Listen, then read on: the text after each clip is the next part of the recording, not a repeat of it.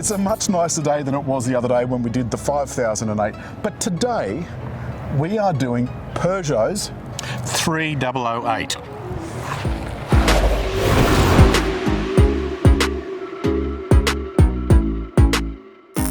It's a bit of a funny old range, isn't it, David?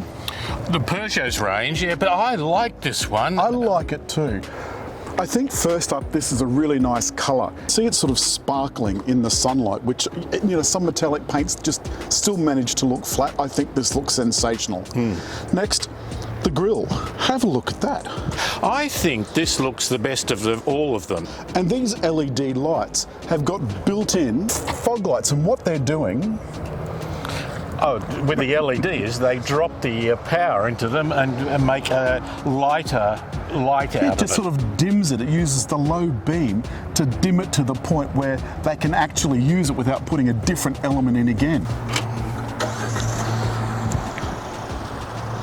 So you can see now the lights are on. Give me an indicator on the left, David.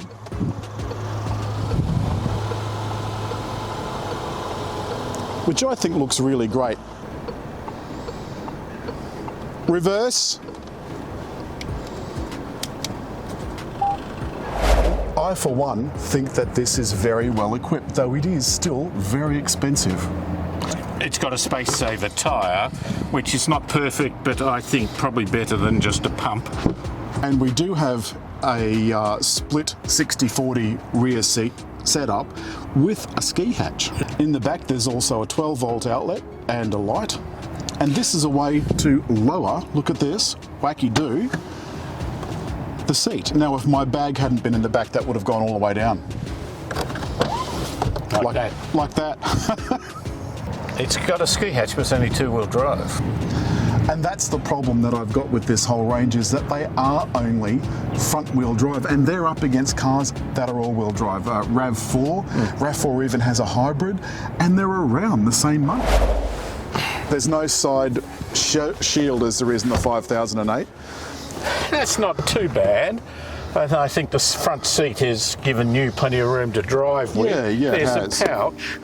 Not a huge amount of support under here. I have controls for the vents, which are just on and off, but plugs for USB and a 12-volt system. How's your head? The headroom's good. You know, I've got at least another couple of inches above that. I expect you to say I've never had any complaints. Well, actually... It's an Elvira line. So, there's plenty of room in the back. It's not what I would call super capacious, but there is more than enough room to carry certainly 2 adults in the front and 3 medium people, or 2 adults in the back. Let's have a look at the front. I think this is a nice cabin. It has this super duper digital display on the front, which I can change to my likings, which I'll Give that a start up. Geez, that's spectacular, isn't it? yes, but the dials go the wrong way. The dials do go the wrong way, and you can see that it's scrolling through. Yeah, now and then you just press. That's personal, navigation, and that just puts the map up and the dials to the side. And driving. Yep. And did I get the super driving? Do you mean sport? Yeah. Sport you have to do by the just put it in driving and then put it in sport mode. So I up. Sand, There we go. There we go. One more. There we go. So I had the choice there of sand, yes, and mud, yes, and snow. Yes, I think it's hoping that you'll go in sand and mud and snow in a front-wheel drive car. I think there's Buckleys of that. That doesn't seem... That seems an over-expectation. It does. Now, down below, we've got some controls. I mistakenly said last week there's no button to switch off the active lane control. There is, because I was pressing this and nothing was happening. Active lane control is on. When the light is on, the active lane control is off. That's very French. Should I go back to sand and mud? You might need it. It's a front-wheel drive. Crikey, that's right. So the manufacturer's list price, the MLP, is $44,990. That's oh Jesus, Mary and Joseph. That's quite a lot of shekels. Let me tell you exactly what this car has. It's got a 1.6 litre turbo, 6-speed automatic, 121 kilowatts, 250 newton meters, and an alleged fuel consumption of 7.3 litres. 240 newton meters. Yeah, what did I say? 50. all right. 240. I'm Well, I don't here think to 10 correct newton you. meters is going to make all that much difference. No, but that's what you get when you go to the GT. Yeah. Now, this is the engine in the Allure, lovely Yes. French sort of name for the entry level. Yes. And then there's a GT, which doesn't give you any more horsepower or torque. And then there's the GT Sport, which adds about 12 kilowatts and about 10 It's not really newton worth it, meters. is it? Well, it's not really GT Sport, is it? It's a use of an But expression. having said that, though, I mean, we're on some lovely bendy, twisty bends here in the sandstone canyons coming down towards the Mooney Mooney Bridge. And I think this is handling it quite lovely. Not only that, it's beautifully quiet. And, I mean, you seem to be having no trouble with the steering. Well, not that I normally do, Alan. Well, I wasn't inferring that you did. I mean, I'm just saying it doesn't seem to be stressing you overly. No, and when the you push suspension hard. feels so supple. It's like, it feels really sophisticated. Some of the cars we've gone in down here feel, gosh, honestly, they feel downright lumpy.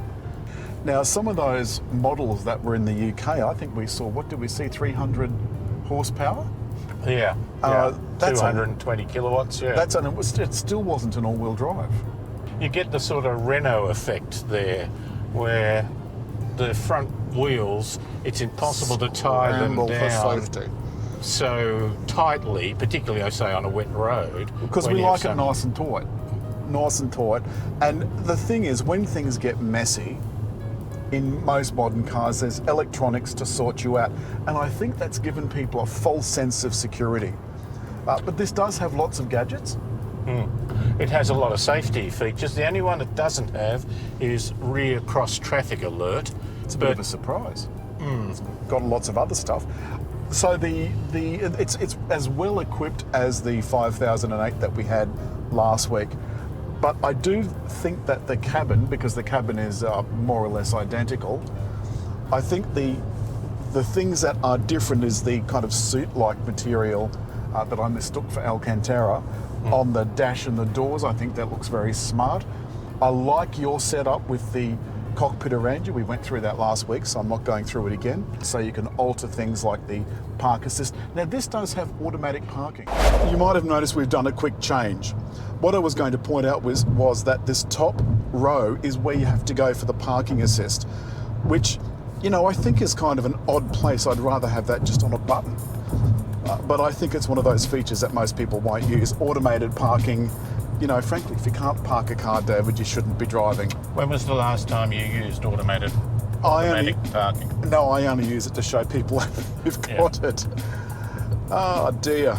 All right. Now I've only got this in normal mode, and I find the acceleration what I would call a little bit flaccid. Sounded all right. It sounded like it wasn't overstraining. It just sounds like a little one of those 60s sports cars.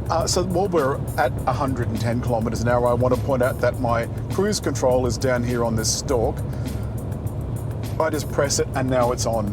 Unfortunately, it doesn't have Q assist. It just turns off. 8.3. Oh, okay. So currently we're running at 4.4 litres per 100 kilometres because we're going down a hill. On a motorway. On a motorway. Our average is 8.3 litres per 100 kilometres, and that's over a good few hundred kilometres, so that's not too bad. So to wrap up, we are on a particularly, it's a concrete freeway, which I don't find very pleasing at the best of times. The ride, I think, is still more than acceptable, but there are a couple of areas where I was disappointed, not because of this particular car, but just because it's a Peugeot. That there's no all-wheel drive, that some of the controls are a bit odd. It's got a certain Frenchness about it. You open the box de Glouvet and you expect there to be a baguette and a glass of Uno Vino Bianco, por favor. That's the wrong language, isn't it?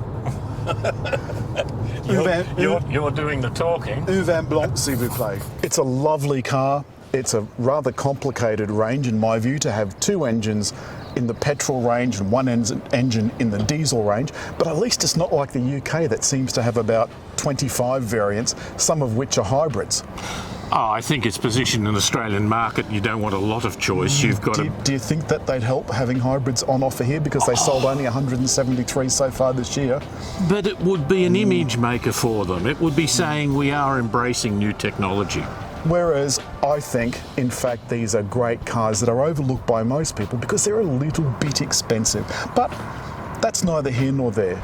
As always, if you've liked the film, hit like. Leave a comment. But above all, there to subscribe.